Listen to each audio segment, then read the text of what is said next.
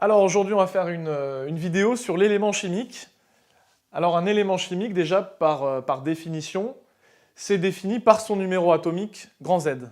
Donc on a vu dans une vidéo précédente sur le modèle de l'atome ce que c'était ce grand Z. Grand Z, c'est le nombre de protons de l'atome.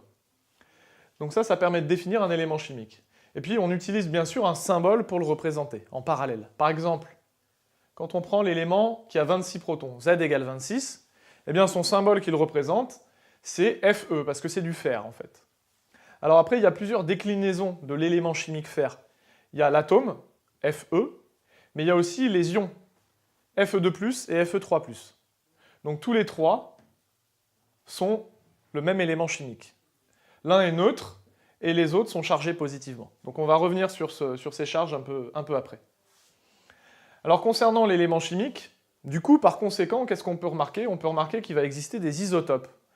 Alors ces isotopes, deux éléments chimiques, on les appelle des isotopes s'ils ont le même nombre de protons. Donc c'est-à-dire que, par exemple ici, le carbone, il est appelé carbone parce qu'il a 6 protons.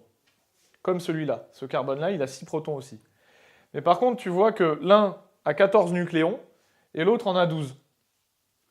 Donc ce sont deux éléments qui ont bien le même nombre de protons, donc ce sont tous les deux des carbones, mais par contre ils n'ont pas le même nombre de nucléons dans le noyau. Ça veut dire qu'ils n'ont pas le même nombre de neutrons. Donc finalement celui-là va être légèrement plus lourd que celui-là. Et celui-là, tu verras qu'il est utilisé en particulier dans la datation au carbone 14 en biologie, pour dater des arbres par exemple qui datent de plusieurs centaines d'années. Donc ça c'est les isotopes. Ce sont deux atomes qui ont le même nombre de protons, mais un nombre de neutrons différent. Alors maintenant, les éléments chimiques qu'on a vus pour le moment, tout à l'heure je te disais que ça pouvait être neutre, comme l'atome de fer, ou ça pouvait être des ions, comme Fe2+, ou Fe3+. Eh bien, ces ions-là, Fe2+, ou Fe3+, on appelle ça des ions monoatomiques. Grand 3, les ions monoatomiques. Donc mono, ça veut dire un, et atomique, atome, c'est-à-dire que c'est des ions qui sont composés que d'un seul atome à la base. Donc après, il y en a deux types. Les cations, donc le cation et l'anion. Donc quelle est la différence entre les deux? Eh bien, le cation, c'est un atome qui a perdu au moins un électron de sa couche externe. Et du coup, puisqu'il a perdu un électron de sa couche externe, il se retrouve avec plus de protons que d'électrons. Donc au bilan, il est chargé positivement. Donc là, je te donne deux exemples. L'ion sodium, Na+, donc lui, il a perdu juste un électron. Donc il se retrouve avec un déficit d'électrons, et donc ça veut dire un surplus de protons par rapport au nombre d'électrons. Donc il est chargé plus. Et ensuite, magnésium, Mg2+. Donc lui, ça veut dire on lui a enlevé 2 électrons. Donc il y a un surplus de 2 protons. Donc il est chargé 2+, lui aussi.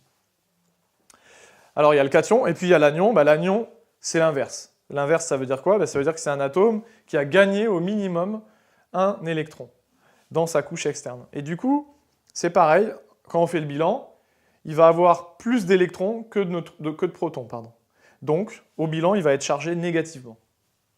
Donc deux exemples, l'ion chlorure, Cl-, donc il a un électron en trop, et l'ion HO-, hydroxyde, lui aussi, il est chargé une seule fois moins, ça veut dire qu'il a un électron en plus par rapport à sa situation normale où il est neutre.